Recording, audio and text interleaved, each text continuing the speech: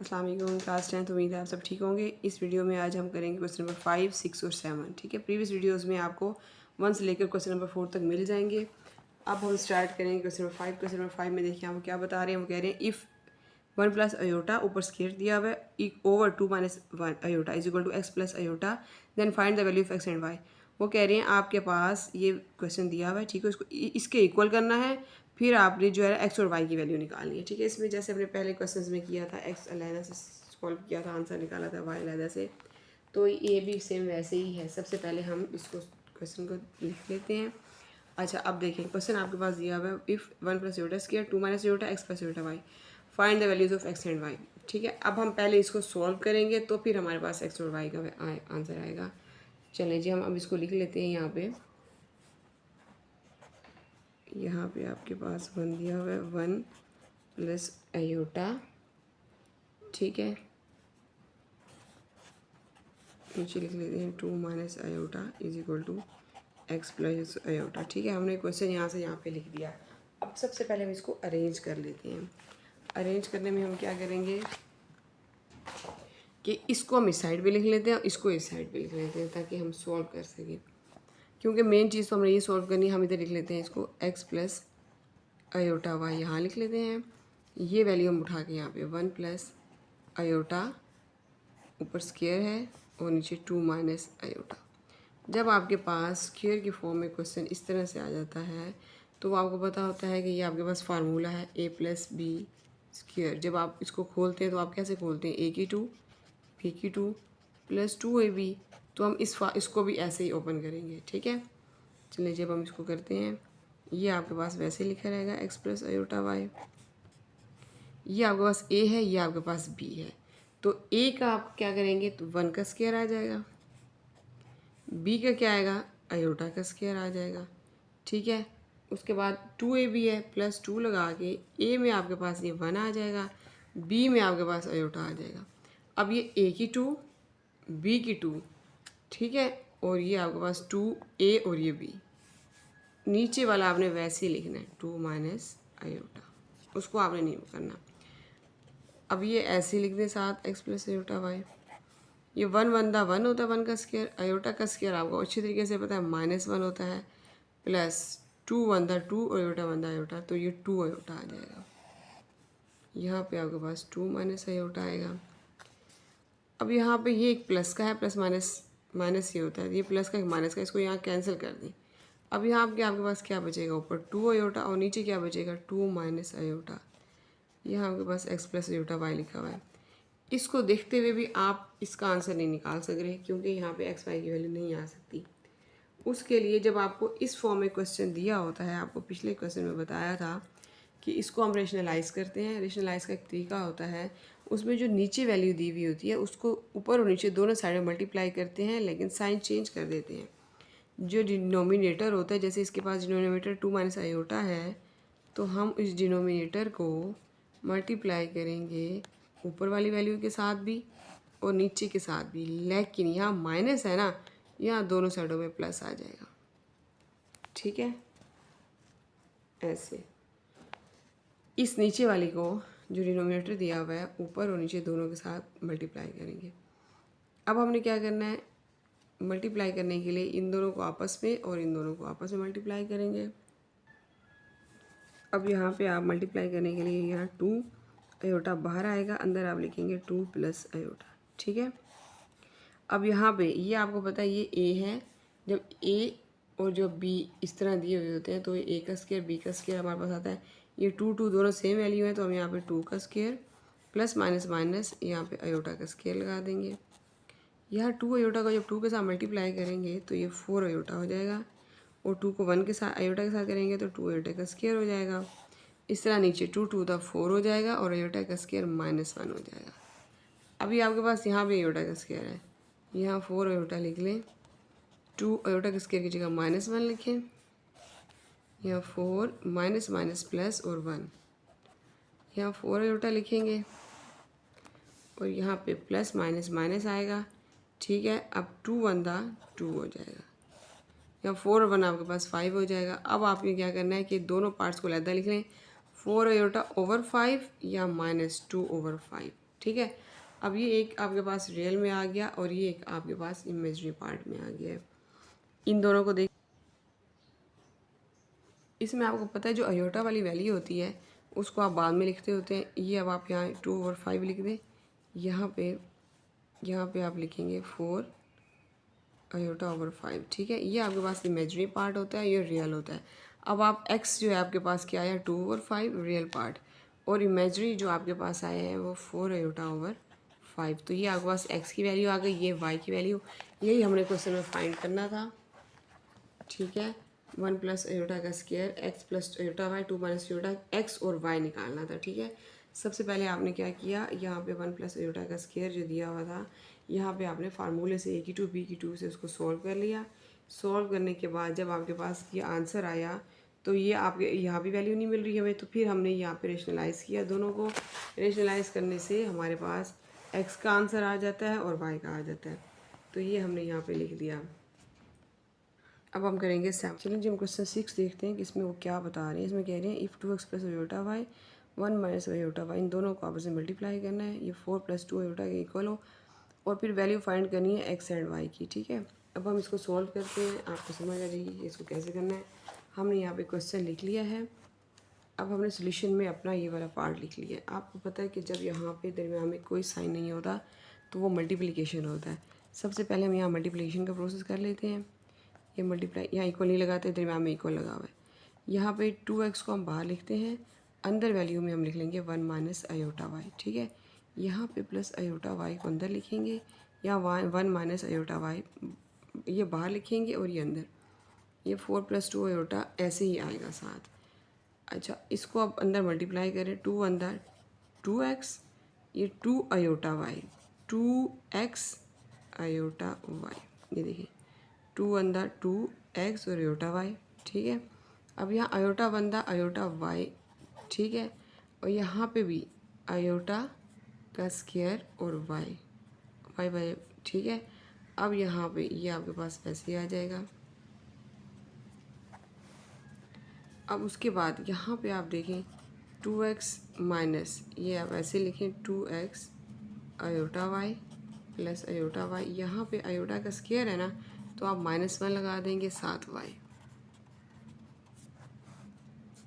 ये 2x यहाँ लिखा रहेगा, यहाँ 2x अयोटा वाई लिखा रहेगा plus iota y, minus minus plus करेंगे, पहले y आ जाएगा।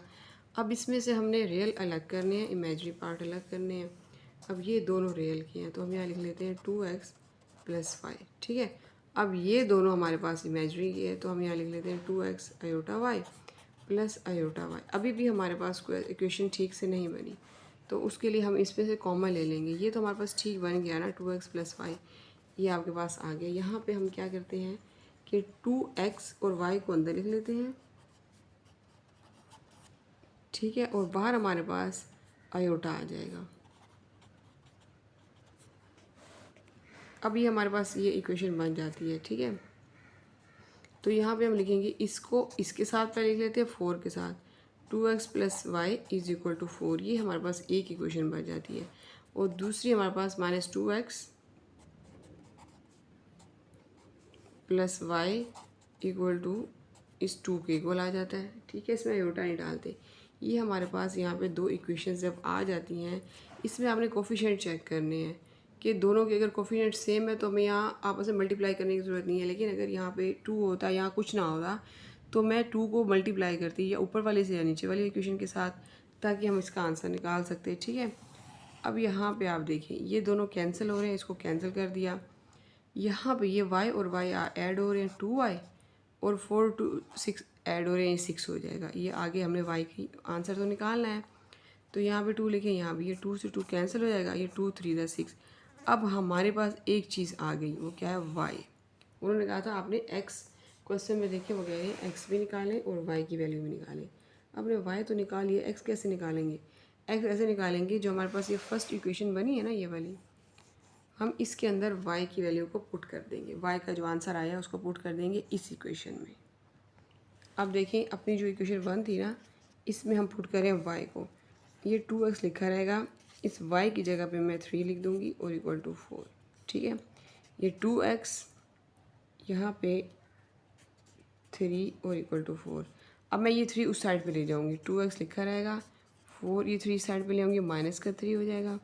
या 2x 4 में से 3 को माइनस करेंगे तो आपके पास 1 बचेगा। ठीक है, अभी सॉल्व नहीं हुआ कंप्लीट।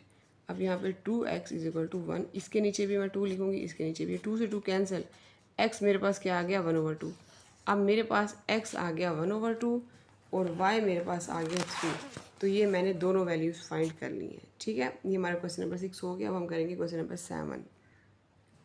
अब देखिए आपके पास क्वेश्चन नंबर 7 दिया हुआ है, find a and b if a plus b iota 1 minus 3 iota is equal to -8 plus 11 iota. इसमें इस पर कोई फ़र्क नहीं है। क्वेश्चन उन्होंने इसको पहले लिख दिया, इसको बाद में, एक्स वाई बाद में, ए बी पहले। इसमें ए बी है, उसमें एक्स वाई है, सिर्फ आपके पास वेरिएबल्स का फ़र्क है। चेंज है नाम के हिसाब से, एक्स और वाई, ए और बी, कुछ भी फ़र्क नहीं है। सेम ये प्रोसेस इसी तरीके से ही सॉल्व होगा। ठीक है, अब हमने क्वेश्चन लिख लिया है, हम इसको सॉल्व करते हैं।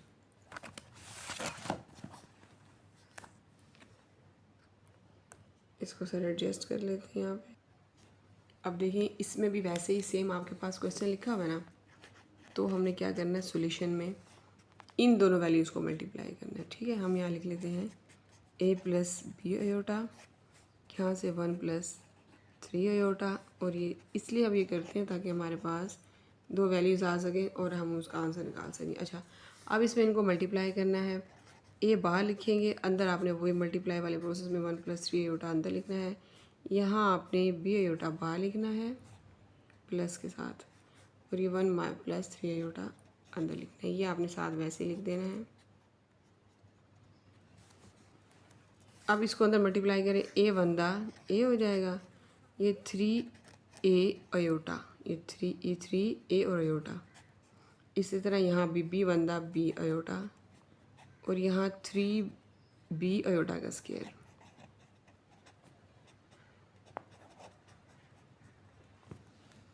अब आपने सबसे पहले तो आयोटा का स्क्वायर की वैल्यू लिखनी है।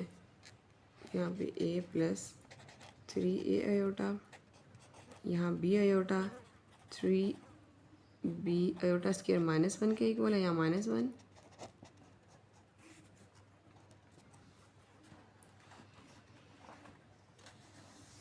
उसके बाद यहाँ a 3a iota plus b iota.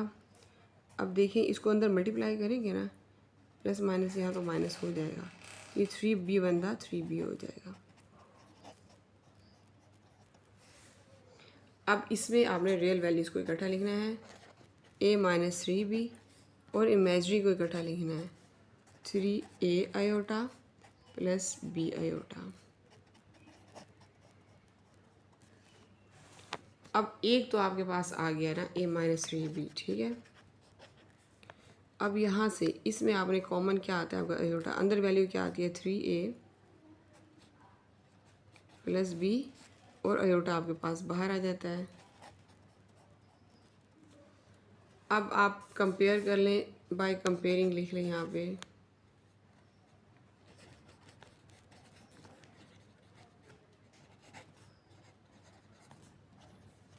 Real and imaginary parts. ये इमेजिनरी बहुत गंदा लिखा गया, कोई बात नहीं। अच्छा देखिए, अब इसमें से a माइनस 3b है ना, यहाँ पे मैं लिख लेती हूँ a माइनस 3b इक्वल किसके करूँगी, यहाँ पे मेरे पास क्या चीज़ है -8, यहाँ में -8 के, ये मेरे पास इक्वेशन 1 बन जाएगी। ठीक है, अब इक्वेशन 2 में मैं क्या लिखूँगी, यहाँ 3a plus b is equal to, ये किसके को लाएगा 11 आयोटा के, तो यहाँ 11 आयोटा से मैंने लिखना, ये हो गया सेकेंड वैल्यू।